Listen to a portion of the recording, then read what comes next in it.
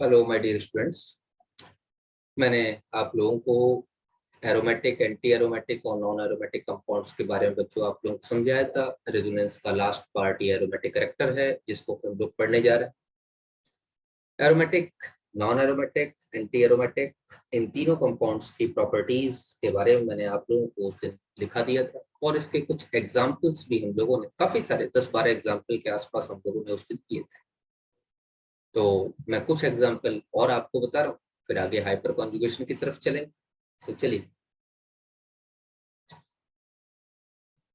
हम लोग आज यहाँ कुछ कंपाउंड्स की बात। ये पार्ट वही है, एरोमेटिसिटी।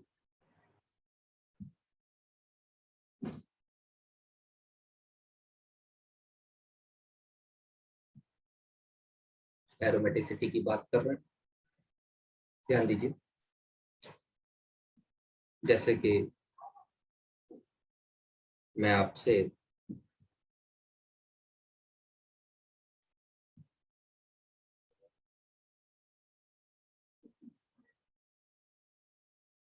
बात करूं इस कंपाउंड, ये कंपाउंड पायरॉल कहलाता है।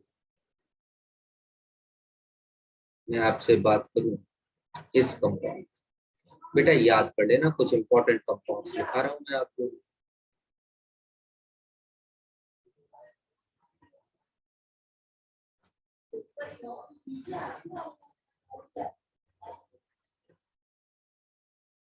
इस नाइट्रोजन पे लोन पेयर, इस नाइट्रोजन पे भी लोन पेयर, इस नाइट्रोजन पे भी लोन पेयर। ये कंपाउंड कहलाता है बेटा पायराजोल। इसी तरीके से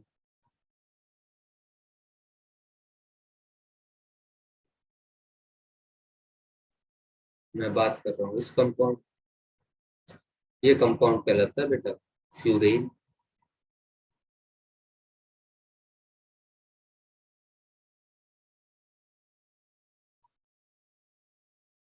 मैं आपसे बात करूं इस कंपाउंड, ये कंपाउंड यहाँ पे भी सल्फर का 2 लोन पेयर, ऑक्सीजन का 2 लोन पेयर।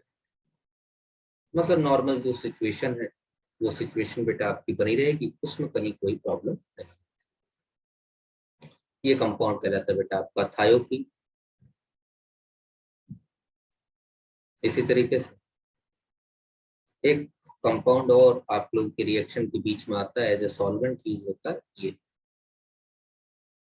इसमें क्या है, ये 2 डबल बॉन्ड हटा दिए हम लोगों ने। अगर 2 डबल बॉन्ड हटा देंगे तो 4 हाइड्रोजन मॉलिक्यूल हमको लगाने पड़ेंगे। तो फ्यूरेन में 4 hydrogen molecule, sorry 2 hydrogen molecule लगाने पड़ेंगे, मतलब 4 हाइड्रोजन एटम लगाने पड़ेंगे। तो फ्यूरेन में 4 हाइड्रोजन एटम हमने लगाए हैं, जिसका नाम है टेट्रा हाइड्रो फ्यूरेन। और टेट्रा हाइड्रो फ्यूरेन को THF कहते हैं।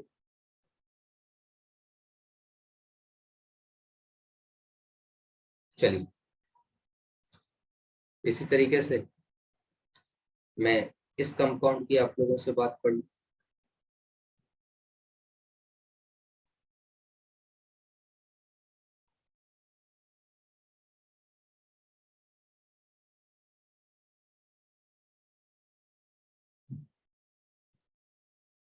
और इस ऑक्सीजन पर 2 लोन पेयर। मैं इस कंपाउंड की आप लोगों से बात करूं, देखिए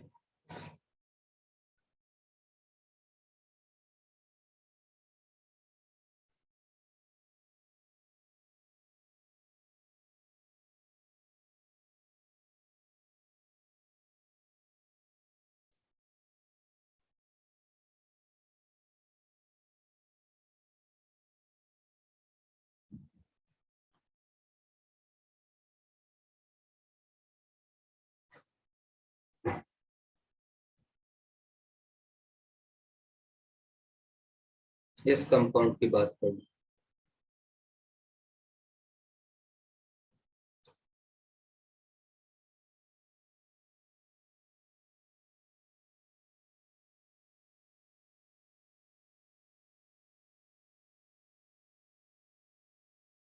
ये मैंने कंपाउंड्स आपके लिख दिए हैं आपके साथ।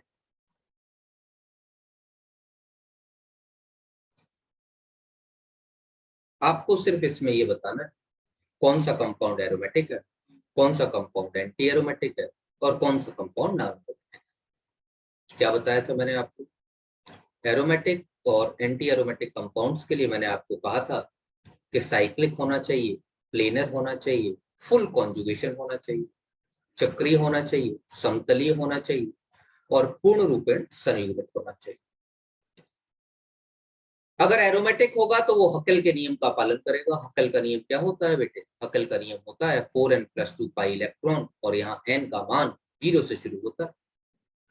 और अगर एंटी एरोमेटिक है तो 4 की टेबल में पाई इलेक्ट्रॉन आने चाहिए और वहां n का मान 1 से शुरू होगा, मतलब 4, 8, 12 इस तरीके से 4n पाई इलेक्ट्रॉन आने चाहिए तो एंटी एरोमेटिक हो। और अगर इनमें से शर्त, दोनों में से किसी भी शर्तों का पालन नहीं कर रहा तो वह यौगिक नॉन एरोमेटिक हो। तो चलिए एक एक करके बात करते हैं। बच्चे जिनका निकल गया है वो मुझे आंसर्स दे सकते हैं। पायरॉल साइक्लिक है? हाँ साइक्लिक है, चक्रीय है। फुल कॉन्जुगेशन है, करके देखते हैं। Pi sigma pi sigma, lone pair sigma पाई, मतलब पायरॉल में इस नाइट्रोजन का जो लोन पेयर है वो संयुग्मन में भाग ले रहा है। अच्छा, तो चक्रीय हो गया, संयुग्मित हो गया। प्लेनर है, सारे के सारे sp2 हाइब्रिडाइज्ड हैं, प्लेनर। अब आप कहोगे सर क्या ये नाइट्रोजन एटम भी sp2 हाइब्रिडाइज्ड है?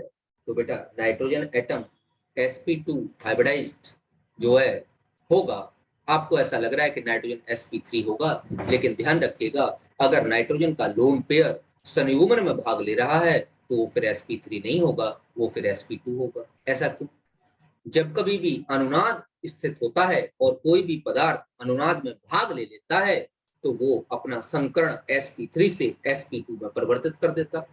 तो नाइट्रोजन का लोन पेयर अनुनाद में भाग ले रहा है, इसलिए ये अपना संकरण sp3 से sp2 में परिवर्तित कर देगा। ये इंपॉर्टेंट पार्ट में बता रहा हूं, पूछा जा सकता है आपसे कि यहाँ नाइट्रोजन का संकरण क्या है, तो ये ध्यान रखिएगा, ये बड़ा इंपॉर्टेंट पार्ट में आपको समझा रहा हूं कि यहाँ ये पूछा जा सकता है आपसे कि यहाँ नाइट्रोजन का संकरण क्या है। तो नाइट्रोजन का संकरण यहाँ पर sp3 है, सॉरी sp2 है। क्यों? क्योंकि नाइट्रोजन का लोन पेयर अनुनाद में भाग ले रहा है। तो अगर सारे sp2 हैं तो ये प्लेनर भी है। 6 पाई इलेक्ट्रॉन है, 2 पाई बॉन्ड और एक लोन पेयर भाग ले रहा है, तो टोटल मिलाकर 6 पाई इलेक्ट्रॉन है। तो अगर 6 पाई इलेक्ट्रॉन है तो ये कंपाउंड क्या हो गया? एरोमेटिक हो गया मेरे बच्चे। क्या कहा था मैंने आप लोगों से? एरोमेटिक को ए से दिखाएंगे, एंटी एरोमेटिक को डबल ए से दिखाएंगे और नॉन एरोमेटिक को एन ए से निरूपित करेंगे। चलिए पायराजोल की बात करते हैं। पायराजोल में देखेंगे तो चक्रीय है, चक्रीय है बिल्कुल। साइक्लिक मतलब पूर्ण संयुग्मित है। देखते हैं जरा ध्यान से, pi sigma pi sigma, lone pair sigma पाई।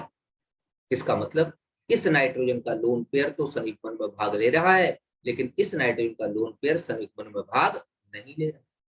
ये बीच वाला जो नाइट्रोजन लगा है इसका लोन पेयर संयुग्मन में भाग ले रहा है, और ये जो ऊपर वाला नाइट्रोजन लगा है इसका लोन पेयर संयुग्मन में भाग नहीं ले रहा। तो सीधी सीधी बात है कि इसमें total pi electron, 2 pi bond और एक लोन पेयर 6।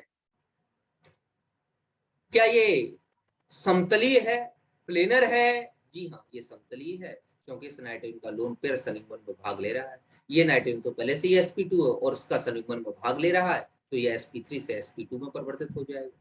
तो ये पायराजोल भी क्या है बेटे? एरोमेटिक।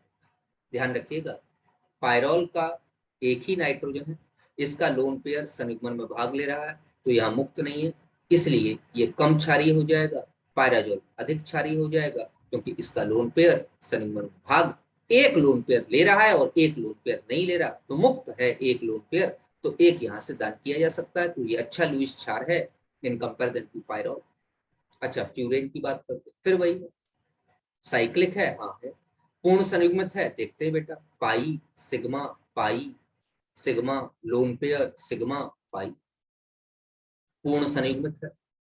क्या ऑक्सीजन sp2 है? वैसे तो ऑक्सीजन sp3 दिखाई दे रहा है आपको, क्योंकि 2 लोन पेयर हैं और 2 सिंगल बॉन्ड, लेकिन मैंने आपको क्या बताया, अगर किसी भी परमाणु का लोन पेयर पॉजिटिव चार्ज या नेगेटिव चार्ज संयुग्मन में भाग ले लेता है तो वो अपना संकरण चेंज करके sp2 में बदल जाता है। तो क्या ये ऑक्सीजन अपना संकरण चेंज करके sp2 में बदल जाएगा? बिल्कुल बदल जाएगा। तो क्या सभी परमाणु sp2 हैं? जी हाँ, सभी परमाणु sp2। सभी परमाणु sp2 हैं तो क्या प्लेनर होगा? जी, हाइब्रिडाइजेशन की यही शर्त है, प्लेनर होने के लिए सभी परमाणु sp2 संकरण में होनी चाहिए। तो sp2 संकरण में है। तो क्या फ्यूरेन भी एरोमेटिक होगा? जी हाँ, फ्यूरेन भी एरोमेटिक होगा। इसमें भी हमारे पास 6 पाई इलेक्ट्रॉन पाए जाते। तो क्या ऑक्सीजन का एक दूसरा लोन पेयर भाग नहीं लेगा? ये बात बेटा अच्छी है, ध्यान रखिएगा। एक परमाणु में अगर एक से ज्यादा लोन पेयर है तो एक ही लोन पेयर संयुग्मन में भाग लेगा। एक परमाणु से दो लोन पेयर संयुग्मन में भाग नहीं ले सकता। इसलिए ऑक्सीजन का एक ही लोन पेयर संयुग्मन में भाग ले रहा है, दूसरा लोन पेयर संयुग्मन में भाग नहीं ले रहा।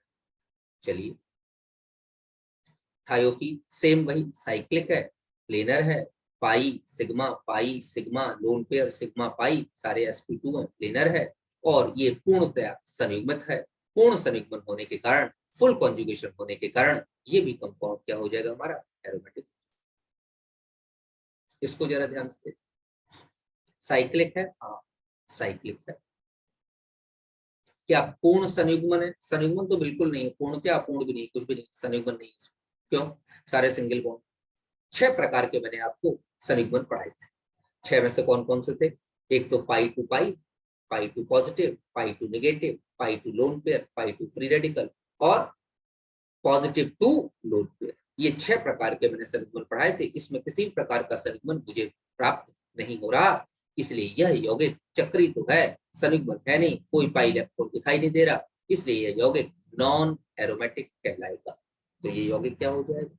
Na, non aromatic. अगला बेटे अगर किसी को शर्तों में कोई समस्या है कि एरोमेटिक, एंटी एरोमेटिक और नॉन एरोमेटिक, या आप लोगों में से कोई बच्चा पिछले सेशन में प्रेजेंट ना हो, तो आपके ऐप और मेरे यूट्यूब चैनल दोनों पर ही मैंने आपका वीडियो डाल दिया है। वहां जाके आप यूट्यूब पर देख सकते हैं। जो है आप यूट्यूब पर डालेंगे concepts of chemistry bye Gopal Sharma, और वहां पर आपको मिल जाएगा। तो अगर आपको किसी उसमें प्रॉब्लम है संयुग्मन, तो आप कहीं पर भी जाके ऐप पर, यूट्यूब पर जाके वीडियो दोबारा देख सकते हैं। जरा ध्यान से देखिए इसको। क्या ये यौगिक चक्रीय है? जी हाँ, ये यौगिक चक्रीय। क्या ये यौगिक पूर्णतया संयुग्मित है? देखते, पाई, पाई से शुरू करो, सिग्मा लोन पेयर, सिग्मा पाई, सिग्मा पॉजिटिव, सिग्मा पाई। क्या जहां से शुरू किया वहीं वापस आ गए? जी हाँ। तो क्या ये पूर्ण संयुग्मित है? जी हाँ, पूर्ण संयुग्मित है। और अगर ये पूर्ण संयुग्मित है, अगर यह यौगिक पूर्ण संयुग्मित अवस्था में है, तो इसके एरोमेटिक होने की संभावना है। प्लेनर है? हाँ, प्लेनर हो जाएगा, क्योंकि ऊपर वाला कार्बन पॉजिटिव चार्ज है, वो sp2 है, और नीचे ऑक्सीजन लोन पेयर संयुग्मन में भाग ले रहा है, तो ये भी sp2 हो जाएगा, तो ये प्लेनर भी हो जाएगा। पाई इलेक्ट्रॉन देख लो, कितने पाई इलेक्ट्रॉन? एक पाई बॉन्ड है, एक लोन पेयर है, और एक पाई, ये तो इसका मतलब 2 पाई बॉन्ड और एक लोन पेयर भाग ले रहे हैं। तो 2 पाई बॉन्ड में 4 पाई इलेक्ट्रॉन, एक लोन पेयर में 2 पाई इलेक्ट्रॉन, 4 और 2 6 पाई इलेक्ट्रॉन होते। तो इसमें भी कितने पाई इलेक्ट्रॉन हो गए? 6 पाई इलेक्ट्रॉन। तो 6 पाई इलेक्ट्रॉन हो गए, प्लेनर हो गया, पूर्ण संयुग्मित हो गया, चक्रीय है ही, तो यौगिक क्या हो गया? एरोमेटिक। सिमिलरली इस यौगिक की बात करिए, जरा ध्यान से देखिए। 2 पाई बंद है, और एक लोन पेयर है, और एक पॉजिटिव चार्ज। कहीं से भी शुरू करो, मैं यहाँ शुरू करता हूँ। पाई सिग्मा लोन पेयर, सिग्मा पाई, सिग्मा पॉजिटिव, सिग्मा पाई। आप लोगों को समझ में आ रहा है? अगर किसी को कोई प्रॉब्लम हो तो उसी स्ट्रक्चर में एन लिख देगा तुरंत कि सर मुझे समझ में नहीं आया, मैं दोबारा बताऊँ। दोबारा सुनिए। पाई सिग्मा लोन पेयर, सिग्मा पाई, सिग्मा पॉजिटिव, सिग्मा पाई, पूर्ण संयुग्मित है। और नाइट्रोजन का लोन पेयर मेरे बेटे संयुग्मन में भाग ले रहा है, तो नाइट्रोजन यहाँ sp3 नहीं होगा, एक हाइड्रोजन और लगा लेते, क्योंकि 3 वैलेंसी होगी। ओबीवीएस है, लगाने की आपको जरूरत नहीं। ओबीवीएस समझते हो ना? ओबीवीएस का मतलब अपने, आप सबको मालूम है, यहाँ लगाने की भी जरूरत नहीं लगाओगे तो भी ओबीवीएस है कि यहाँ एक हाइड्रोजन लगाओ, ये लगाने की आवश्यकता नहीं, फिर भी लगा लो आप अपने लिए। तो यहाँ पर क्या हो गया? 6 पाई इलेक्ट्रॉन। चलिए भैया, 6 पाई इलेक्ट्रॉन प्लेनर है, पूर्णतया संयुग्मित है, कैसा यौगिक हो जाएगा? एरोमेटिक हो जाएगा। जरा इसकी बात करते हैं। मैंने कल आप लोगों को एक बात बताई थी, अगर रिंग के बाहर कोई मल्टीपल बॉन्ड आ रहा हो तो उसको अकॉर्डिंग टू द इलेक्ट्रोनेगेटिविटी तोड़ दें। तोड़ दो बेटा। रिंग के बाहर ये मल्टीपल बॉन्ड, डबल बॉन्ड को आ रहा, कार्बन और ऑक्सीजन के मध्य। ऑक्सीजन की विद्युत ऋणात्मकता कार्बन से ज्यादा होती है, तो अगर ऑक्सीजन की विद्युत ऋणात्मकता कार्बन से ज्यादा होती है तो ये बॉन्ड ऊपर की तरफ ऐसे टूट जाएगा। यहाँ पर भी कार्बन ऑक्सीजन बीच डबल बॉन्ड है, रिंग के बाहर है, इस बॉन्ड को भी हम इस तरीके से तोड़, तो यहाँ इस कार्बन पर भी पॉजिटिव आ जाएगा मेरे बेटे, ध्यान दो, और इस कार्बन पर भी पॉजिटिव, ऊपर वाले और ये दोनों 1 और 4th कार्बन पे पॉजिटिव आ चुका है। क्या यह यौगिक चक्रीय है? हाँ, यौगिक तो चक्रीय है। क्या यह यौगिक पूर्णतया संयुग्मित है? जरा बात करते हैं। Pi sigma positive, sigma pi, sigma positive, sigma pi, पूर्ण संयुग्मित। अगर पूर्ण संयुग्मित है, चक्रीय है, प्लेनर है, हाँ, सारे sp2 संकरित, ये सभी प्लेनर एक ही प्लेन में पाए जाते। अच्छा, पाई इलेक्ट्रॉन गिनो बेटा, 2 पाई बनते हैं। पॉजिटिव में तो कोई इलेक्ट्रॉन होता नहीं, इलेक्ट्रॉन तो नेगेटिव और लोन पेयर में होता है, पॉजिटिव के पास तो कोई इलेक्ट्रॉन होगा नहीं, तो जो भी इलेक्ट्रॉन है वो इन 2 पाई बंधों में, एक पाई बंधों में 2 पाई इलेक्ट्रॉन होते हैं, 2 पाई बंधों में 4 पाई इलेक्ट्रॉन होते हैं। तो यहाँ पर पाई इलेक्ट्रॉन पाए जाएंगे, 4 पाई इलेक्ट्रॉन। बेटे अभी अभी मैंने आपको बताया 4 की टेबल में अगर पाई इलेक्ट्रॉन पाए जा रहे हैं तो वो यौगिक एंटी एरोमेटिक होगा। और याद करो, एंटी एरोमेटिक यौगिक अत्यधिक अस्थायी होते हैं, वे प्राप्त नहीं। सिमिलरली इस कंपाउंड को जरा ध्यान से देखो, जरा सबसे पहले देखो चक्रीय है, हाँ चक्रीय तो है। पूर्णतया संयुग्मित है, देखते pi sigma pi sigma pi, पूर्णतया संयुग्मित। पूर्णतया संयुग्मित का यही मतलब होता है कि जहां से शुरू करो घूमते हुए आप संयुग्मन के द्वारा वहां पहुंचे, तो पूरे तरीके से संयुग्मित है। कितने पाई इलेक्ट्रॉन? यहाँ पर भी 4 पाई इलेक्ट्रॉन। प्लेनर भी है, 4 पाई इलेक्ट्रॉन, 4 की टेबल में पाई इलेक्ट्रॉन आएंगे तो ये यौगिक भी एंटी एरोमेटिक है। जरा इसको ध्यान से देखिए, अगर मैं इसको ध्यान से देखूं तो यहाँ पर बेटे ये साइक्लो ऑक्टा टेट्राईन, नाम लिख लो, पूछा जाता है नाम से, cyclo octa tetraene, 4 double bond लगे, 8 कार्बन परमाणु, साइक्लिक यौगिक, चक्रीय यौगिक। तो चलिए चक्रीय यौगिक क्या पूर्णतया संयुग्मित है करके देखते हैं। Pi sigma pi sigma pi sigma pi sigma pi, पूर्णतया संयुग्मित। क्या प्लेनर है? यहां पर ध्यान रखना पड़ेगा, यह यौगिक प्लेनर है। यह यौगिक देखो बेटा, अगर पूर्णतया संयुग्मित 7 परमाणुओं तक का कोई चक्र है, दोबारा से सुनिए, दोबारा बोल दो, पूर्णतया संयुग्मित 7 परमाणुओं तक का कोई चक्र है तो वो 100% प्लेनर होगा।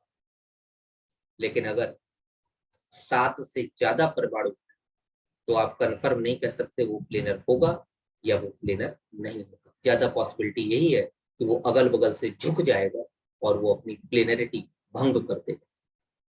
तो ये तो 8 परमाणु, क्या ये प्लेनर होगा? नहीं, ये प्लेनर नहीं। पाई इलेक्ट्रॉन कितने? 8 पाई इलेक्ट्रॉन, मतलब 4 की टेबल में पाई इलेक्ट्रॉन आ रहे हैं। तो देखने से तो ऐसा लग रहा है कि यह यौगिक एंटी एरोमेटिक होना चाहिए क्योंकि 4 की टेबल में पाई इलेक्ट्रॉन आ रहा है। लेकिन एंटी एरोमेटिक यौगिक को प्लेनर होना जरूरी है, प्लेनर नहीं है। अगर ये प्लेनर नहीं है तो 8 पाई इलेक्ट्रॉन आने होने के बाद भी ये एंटी एरोमेटिक नहीं है। अब नॉन प्लेनर की स्थिति तो सिर्फ नॉन एरोमेटिक हो सकती है और कहीं तो हो नहीं सकती, तो यह यौगिक नॉन एरोमेटिक। क्यों? यह यौगिक नॉन प्लेनर। अच्छा, नॉन प्लेनर तो चलो एक बात होगी कि प्लेन में नहीं है सारे, तो इस यौगिक की संरचना कैसी है? अगर नॉन प्लेनर है तो यौगिक कैसा है?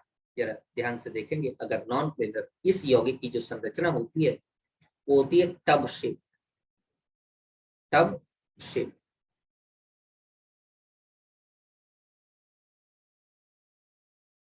बना के दिखाऊं? दिखा रहा हूं।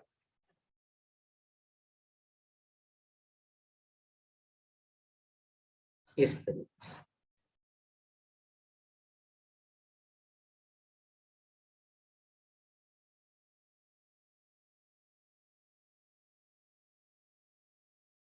कृतिका, अपना मोबाइल, अपना कैमरा ऑफ करो बेटो।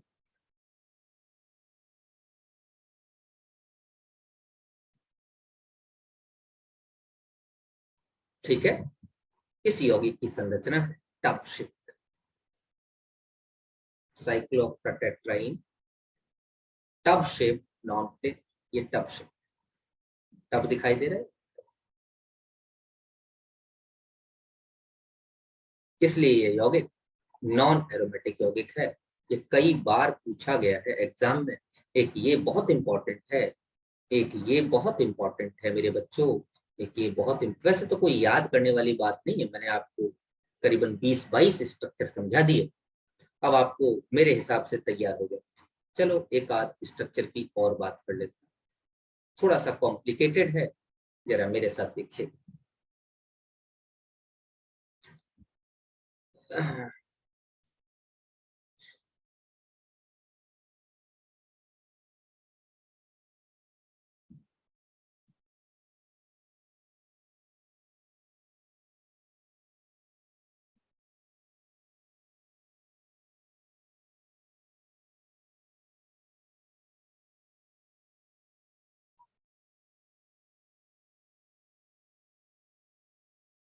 ये यौगिक, अब आपसे पूछा गया है कि यौगिक एरोमेटिक है, एंटी एरोमेटिक है, या ये यौगिक नॉन एरोमेटिक।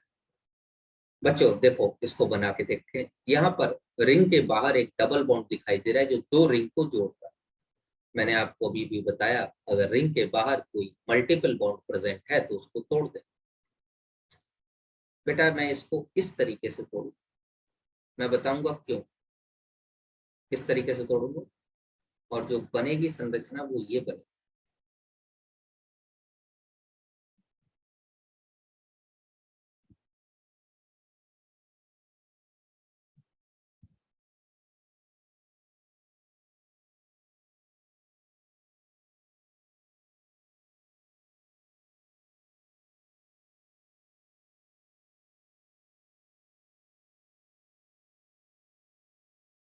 यहाँ नेगेटिव और इसके अंदर पॉजिटिव। ऐसा मैंने क्यों किया, मैंने उल्टा क्यों नहीं जोड़ा, बता। देखिए इस रिंग को ध्यान से देखिए, pi sigma positive sigma pi. अच्छा नीचे वाली रिंग को ध्यान से देखिए, pi sigma negative sigma pi, पूर्ण संयुग्म। यहाँ 2 पाई इलेक्ट्रॉन और यहाँ पे 6 पाई इलेक्ट्रॉन। जब पूर्ण संयुग्मन है तो प्लेनर तो होगा ही होगा, क्योंकि number of carbon atom ring में 7 से कम। 2 पाई इलेक्ट्रॉन वाला हकेल के नियम का पालन करता है क्या? बिल्कुल पालन करता है। हकेल का नियम क्या है? 4n+2 pi electron. n का मान 0 रखो तो 2 पाई इलेक्ट्रॉन आ सकते। n का मान 1 रखो, 6 पाई इलेक्ट्रॉन आ सकते। n का मान 2 रखो, कितना आ जाएगा? 10 पाई इलेक्ट्रॉन। तो 2 हो, 6 हो, 10 हो, 14 पाई इलेक्ट्रॉन, तो 4n+2 पाई इलेक्ट्रॉन हकेल के नियम का पालन होगा। जब कभी भी हकेल के नियम का पालन होगा तो ये रिंग एरोमेटिक हो जाएगी। तो बेटा ध्यान से देखिए, ये रिंग भी एरोमेटिक है और ये रिंग भी एरोमेटिक। तो मैंने वही ध्यान रखा था कि दोनों रिंग एरोमेटिक हो जाए वैसे तोड़। अगर मैं उल्टा तोड़ तो ऊपर 4 पाई इलेक्ट्रॉन हो जाएंगे और नीचे भी 4 पाई इलेक्ट्रॉन, और 4 पाई इलेक्ट्रॉन एंटी एरोमेटिक स्थिति उत्पन्न करते हैं। और एंटी एरोमेटिक स्थिति अत्यधिक अस्थायी होती है। याद है ना, मैंने आपको स्टेबिलिटी पढ़ाई थी। ये कंपाउंड कैसा हो गया? एरोमेटिक। मैंने आपको स्टेबिलिटी पढ़ाई थी, क्या बताया था? स्थायित्व लिए। एरोमेटिक यौगिक सर्वाधिक स्थायी, फिर नॉन एरोमेटिक यौगिक, और सबसे कम स्थायी होते हैं एंटी एरोमेटिक यौगिक। जो एंटी एरोमेटिक यौगिक है उनका स्थायित्व न्यूनतम होता है या सबसे कम होता है। समझ में बात आ गई? इसको हम लोग यहां तक रेजोनेंस के नाम से जानते हैं। रेजोनेंस में ये हम लोगों ने जो 4-5 लेक्चर्स पढ़े ये काफी इंपॉर्टेंट है। और बेटा जीओसी की जान है रेजोनेंस। अगर आपको रेजोनेंस अच्छे समझ में आ गया, अनुनाद अच्छे समझ में आ गया, जिसको मीजोमेरिक प्रभाव भी कहते हैं, तो बेटे ये आगे जीओसी और मैकेनिज्म ऑफ केमिकल रिएक्शन में आपके लिए वरदान साबित। इसलिए मैं आपसे कहूंगा कि जितने भी 5-6 लेक्चर्स हैं इन सभी लेक्चर्स को आप बार बार देखिए। चलिए अब हमारे पास एक ही प्रभाव बचा हुआ है जिसका नाम है अति सनिगमन प्रभाव या हाइपर कॉन्जुगेशन। पढ़ते हैं। हम पढ़ने जा रहे हैं हाइपर कॉन्जुगेशन या एच प्रभाव।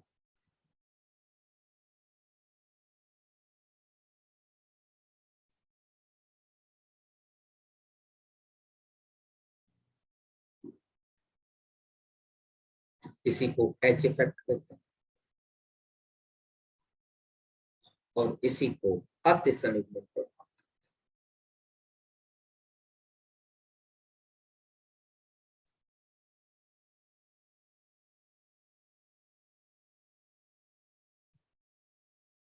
जो भी आप बोलना चाहें।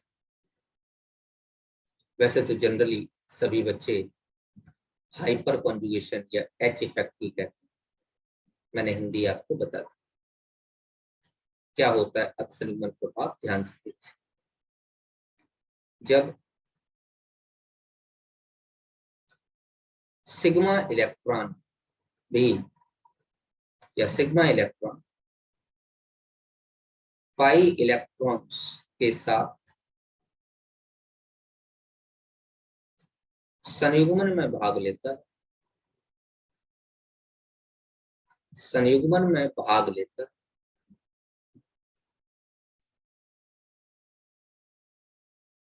तो यह प्रभाव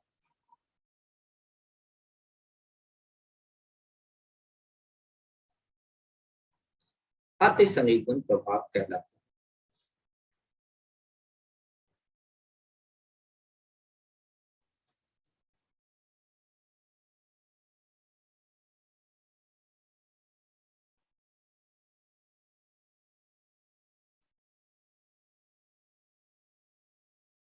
बेटे मैंने आपको जितनी भी संयुग्मन पढ़ाए उसमें कहीं पर भी सिग्मा इलेक्ट्रॉन का नाम नहीं लिया।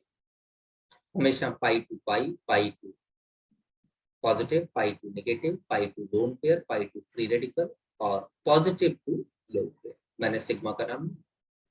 तो अगर सिग्मा इलेक्ट्रॉन पाई इलेक्ट्रॉनों के साथ संयुग्मन में भाग लेने लगे तो इसको अति संयुग्मन प्रभाव कहते हैं। बेटे इस प्रभाव का आविष्कार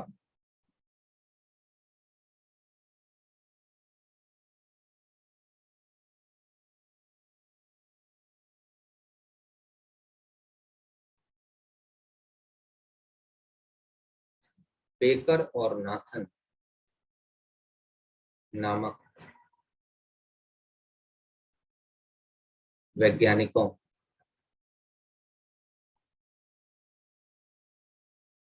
ने किया था।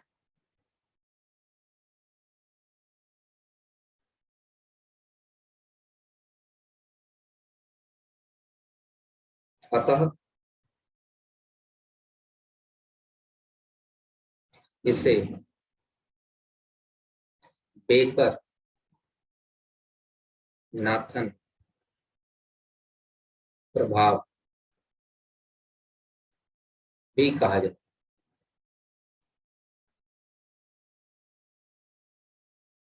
दूसरा पॉइंट ये हो। तीसरा पॉइंट क्या? एच प्रभाव। और इसमें एच की जगह मैं एक टर्म लगा रहा हूं प्लस एच, क्योंकि जनरली हम लोग इसमें जो पढ़ते हैं वो प्लस एच ही पढ़ते हैं। रेयरली माइनस एच कहीं हमारे पास। प्लस एच प्रभाव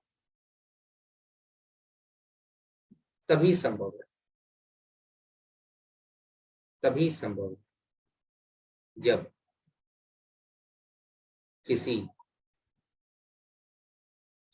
sp2 संकरित कार्बन परमाणु से sp3 अल्फा कार्बन परमाणु पर कम से कम एक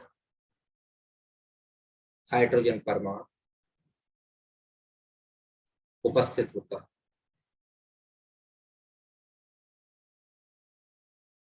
जरा ध्यान दीजिए, मैं एक एग्जांपल ले रहा हूं।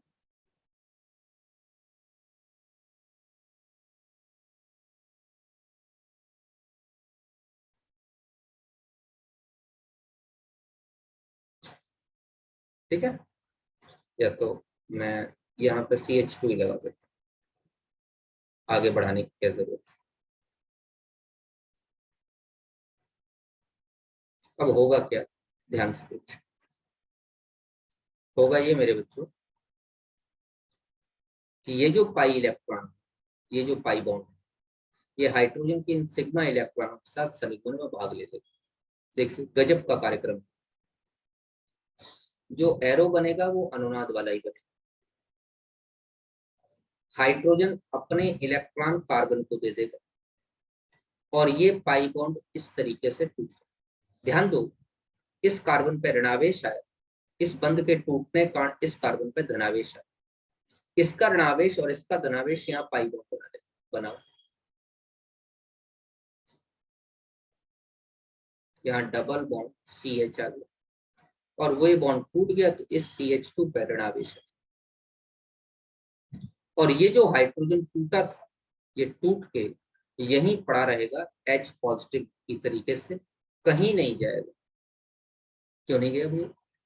वैज्ञानिक ये कहते हैं कि ये जो पाई इलेक्ट्रॉन क्लाउड है, ये इस हाइड्रोजन को आंशिक आयनिक आकर्षण देगा और इसको कहीं जाने नहीं देगा। तो बिना बंध के ही अनुनाद हो रहा है। हाँ, स्पेशलिटी यही है। हाइड्रोजन टूट गया है लेकिन कहीं नहीं जा रहा, बिना सहसंयोजक बंध के अनुनाद हो रहा है। No bond resonance. अच्छा, क्या सदैव यही वाला हाइड्रोजन टूटेगा? नहीं, ये वाला भी टूट सकता है और ये वाला भी टूट सकता है। तो और भी संरचनाएं बन सकती है, बिल्कुल बन सकती है। एक संरचना ये बन सकती है। अब ये 2 H यहाँ बनेगा, double bond CH, single bond CH2 negative. इसी तरीके से एक संरचना और बन जाएगी। ये हाइड्रोजन और ये हाइड्रोजन जुड़ा रहेगा, नीचे वाला ये वाला टूट जाए तो भी ये इसी प्रकार की एक संरचना बनाते हैं। इसका मतलब क्या होगी? यहाँ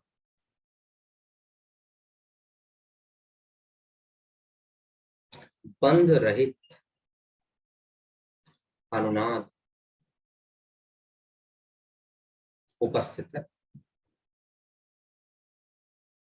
अतः यह प्रभाव, मतलब hyperconjugation, no bond resonance कहलाता है। बड़े नाम हो गए इसके भैया, हाइपर कॉन्जुगेशन हो गया, H प्रभाव हो गया, अत संनिग्मन प्रभाव, बेकर-नाथन प्रभाव या नो बॉन्ड रेजोनेंस। अच्छा, कितनी अत संनिग्मित संरचनाएं बनी? जितने अल्फा हाइड्रोजन एटम। तो लिख लीजिए, number of hyperconjugative structures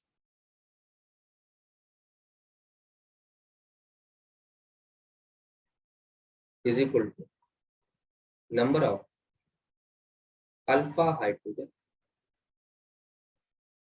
तो अगर मैं प्रोपीन की बात करूं तो इसमें है 3, क्योंकि यहाँ पे 3 ही अल्फा था। अच्छा, अगर मैं दोनों तरफ लगा दे तत्व, तो बेटा यहाँ पर भी अल्फा है और यहाँ पर भी अल्फा है। sp2 से अल्फा देखना, ये दोनों sp2 से अल्फा देख 6 अर्ध संयुग्मित संरचनाएं बन गई। मेरी बात समझ में आ गई? अगर मैं यहाँ लगा और लगा